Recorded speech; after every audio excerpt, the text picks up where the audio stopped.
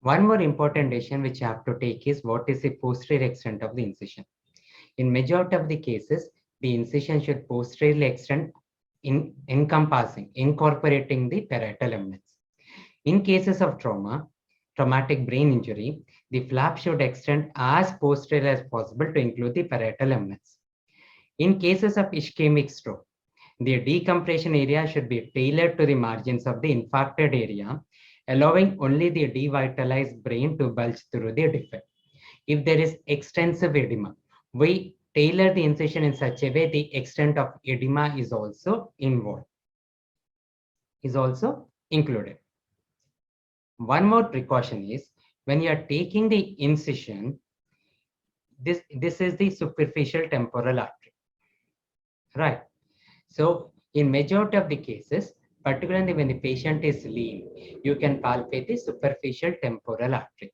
So when you are designing an incision, take the incision in such a way that you are going to spare the superficial temporal artery. That enhances the viability of the flap. Third one, what is the width of the flap and length of the flap? One important precaution is if the width of the flap is very much small compared to the length of the flap. Suppose the flap is this way. That is, the width of the flap is very much less than the length of the flap. This may compromise the vascularity of the flap, and can interfere with healing of the flap. So we try to make the base of the flap as wide as possible.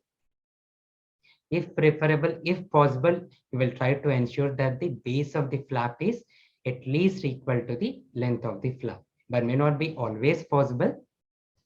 So, but we try to keep the flap as wide as possible. This ensures that there is sufficient vascularity reaching the flap so that there is no necrosis. So to ensure the vascularity of flap, we take 2 or 3 precautions. One, we try to preserve the superficial temporal artery. This is achieved by palpating the superficial temporal artery in front of the tragus. Second one, we ensure that the base of the flap, that is width of, this is the base of the flap, is as wide as possible. Once the incision is developed, hemostasis is developed, hemostasis is preserved, is achieved. Done. Now you will have to deal with the temporalis muscle. We incise the temporalis muscle either with a knife. I prefer to incise with a monopolar cautery along the posterior edge of the incision, as shown in the picture. Once I incise this one,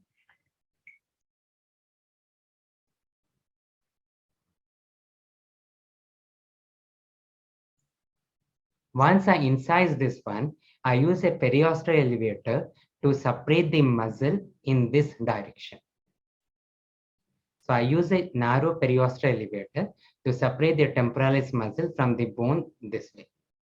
While when you come to the attachment of the temporalis muscle along this line, you can either use the same periosteal elevator to detach it along the line, along this line, or some people prefer to use a monopolar to detach it along the line. If you are, and remember, you can leave a small cuff of the muscle attached along the line, which will help in the later stage to suture the muscle back.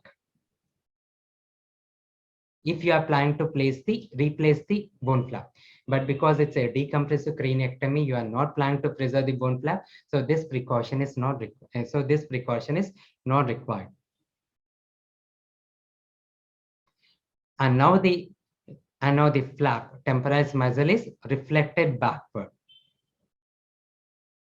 Ensure that you are exposing the root of zygoma here and the anterior part of the root of zygoma here. That is a frontal process of the zygoma, where you place the key burrow. Once you retract the temporalis muscle, you can hold the temporalis muscle with a fissure, but in our institute, we prefer to take a stitch with silk, 10 silk, and retract it with the help of rubber bands.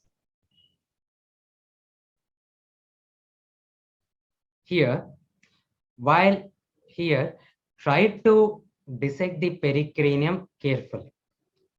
Try to keep the pericranium intact, because this pericranium will later be used for expansile duroplasty. And when you are reflecting the temporalis muscle back, to prevent kinking of the temporalis muscle and resultant devascularization, to maintain the viability of the temporalis muscle, use a cotton roll so that there is no acute bend of the temporalis muscle. Coming to the placement of the burrows. We use a high-speed drill to place the burrows so that the chances of entering or penetrating the dura mater are less. The first burrow is the classical key burrow. The second burrow is placed at the root of the zygoma as lower down as possible on the squamous temporal bone.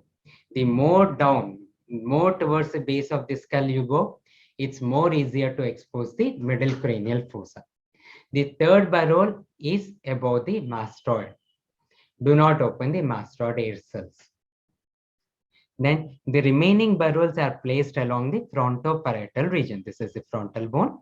This is the parietal bone near the midline along the frontoparietal region. Ensure that these burrows along the midline are at least 1.5 to 2 centimeters away from the midline.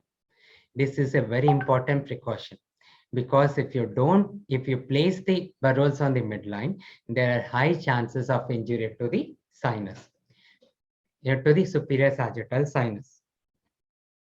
Once the sufficient number of burrows are placed, a number 3 penfield is used to strip the dural attachments from the undersurface of the calvary. If there are many surgeons who will be able to complete the craniectomy with a single burrow, but I prefer to place these burrows so that at each burrow I use a periosteal elevator, a number 3 penfield, to strip the dura mater from the underlying calvarium, and also to some extent along the line of craniectomy. This ensures that the dura is not cut while you are elevating the bone flap. This is more important so in elderly people, and this is more important so at the level of the suture, like the coronal suture, where the dura mater is tightly adherent to the skull. At the sphenoid ridge, I drill the sphenoid ridge with a burr to make it papery thin. Once I have placed a burr, I used a craniotome. I used a craniotome to complete the cuts. So I have completed the cuts. Then a periosteal elevator or a similar tool is introduced along the posterior edge of the craniotomy, and it is used to elevate the bone from the underlying dura mater. This bone is properly placed in an antibiotic-soaked saline if you are planning to place it back in the abdomen. If you are planning to preserve it outside the body, hand it over to your assistant for appropriate to preserving technique.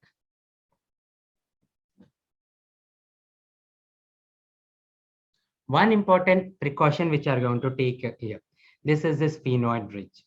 So you'll have to keep the bone, drill the bone to make it papery thin. When you are elevating the bone, this bone should easily fracture at the sphenoid ridge. If it is thick enough, it's not getting easily fractured, take additional time to drill it, because if it's very hard and if you are trying to elevate it and if it causes a fracture, this fracture can extend into the base of the skull across the foramina like foramen spinosum or foramen spinosum, causing injury to the meningeal arteries, causing torrential bleeding, which is difficult to control. So remember to drill this one as papery thin as possible. Once you elevate the bone flap, this usually causes a demonstrable fall in ICP if you have already placed an ICP monitor. Now, this is an important step. This is temporal craniectomy. You can see over. You know that in cases of traumatic brain injury, in cases of infarct with midline shift, uncal herniation is, is an important cause of death. And uncus is a part of the temporal lobe. So you will have to decompress the temporal lobe effectively by completing the temporal craniectomy. I initially delicately using a dissector, I separate the dura mater from the remaining part of the squamous temporal bone until I visualize the skull base. That is the base of the middle cranial fossa. At this time, there may be an injured or a torn, torn meningeal artery, middle meningeal artery, which may bleed. So if it's torn and if it's bleeding, try to secure it with a bipolar cautery. Second one is, if when you try to separate the dura mater from the bone, there may be some bleeding from the epidural plexus. This epidural plexus can be controlled with pressure itself. So you use a combination of Abgel, Surgicel, and cottonoids to apply pressure over there and wait patiently until the bleeding stops. You can just pack it and continue with this remaining part of the procedure. Once this is done, you can use a nibbler, this is the nibbler, to ronger off that bone to reach the base of the middle cranial fossa. If any air cells are opened, close it with Abgel and close it with bone wax. One important thing is, as I've told, I'm repeating again, the squamous portion of the temporal bone must be removed until flush with the floor of the middle cranial fossa. One more thing, if the mastoid air cells are exposed, bone wax should be applied completely so that there is no CSF leak later on. Now, opening the dura. While opening the dura, you should open the dura centimeter by centimeter or inch by inch. Why do you open it slowly? This is to prevent a sudden prolapse of the injured or edematous brain and to prevent sudden decompression. This sudden decompression can cause a tear in the venous sinus and cause bleeding. Second one, when you are taking the cut in the dura mater, when you are using the scissors, ensure that you are visualizing the undersurface of the dura mater so that if any veins are seen, you can delicately separate it from the dura mater, and this prevents injury to the various veins. So in this way, I complete the complete durotomy. And after completing the dura mater, under vision, I take radial cuts in the dura mater so that I ensure that the convexity of brain is maximally exposed. While taking these cuts, I take these cuts under vision, taking all precautions not to injure any tributary going into the superior sagittal sinus or any vein going into the superior sagittal sinus. Once I've done my procedure, I complete the duroplasty. I will either use the pericranium, which I've harvested before. If I was not able to raise the pericranium intact, or sometimes the pericranium is badly torn because of trauma. This happens more frequently, traumatic brain injuries. In our institute, sometimes I use a layer of galea, inner layer of galea, which is a robust layer to complete this duroplasty. And sometimes we also use artificial patches like G patches, which is easily commercially available in India, to complete the duroplasty. There are also surgeons who will leave this layer, who don't close this dura mater. They place Abgel over it, which forms a layer of the dura mater over time. This is surgeon's preference. I prefer to close it. Many of my colleagues don't close it. And when we see after 3 months, when you open it back for placing the dura mater, the Abgel would have formed a continuous layer over it. Contrary to the common belief, in our experience, even if I do a duroplasty with the arm gel, the incidence of CSF leak is less. So then I place the muzzle. I anchor the muzzle properly to the neighboring cuff of muzzle.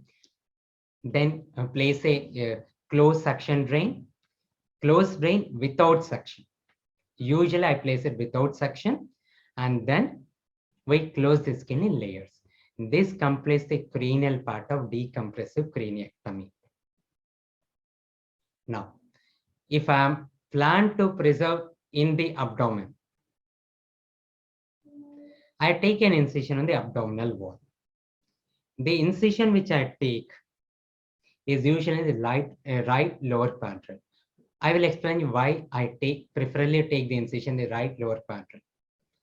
In cases of trauma or in cases of infarct, if the patient requires a feeding jejunostomy, that is usually done on the percutaneous endoscopic gastrostomy, PEG, which we call PEG, that is usually done in the left quadrant above the stomach. So if I place the bone flap on the left side, this may come in my way of doing a PEG, endoscopic gastrostomy. So I prefer to place it on the right. And why in the lower quadrant? I usually place it just umbilically so that the upper quadrant is at least slightly free. Because if the patient develops a post-traumatic hydrocephalus later on, I'll be able to insert my lower end of the shunt into the upper right quadrant. Then with blunt dissection, I develop a proper plane above the rectus sheath and laterally above the oblique muscles. I ensure proper hemostasis and place the bone flap with the convex surface outside. If the patient is very thin and lean, if I'm not able to develop a sufficient pocket, I sometimes divide the bone flap into two pieces and stack them one above the other.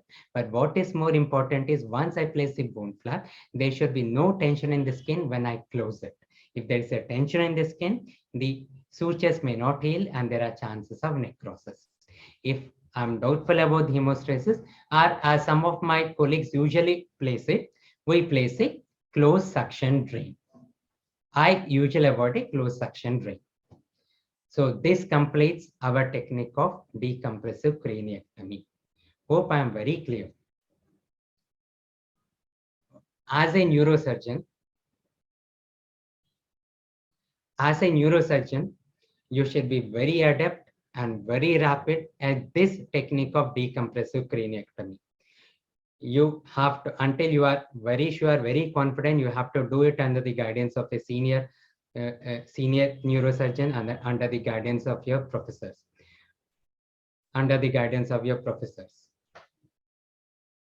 Hope we will do the best for our patients. In my next session, I will be teaching you one other emergency neurosurgical procedure.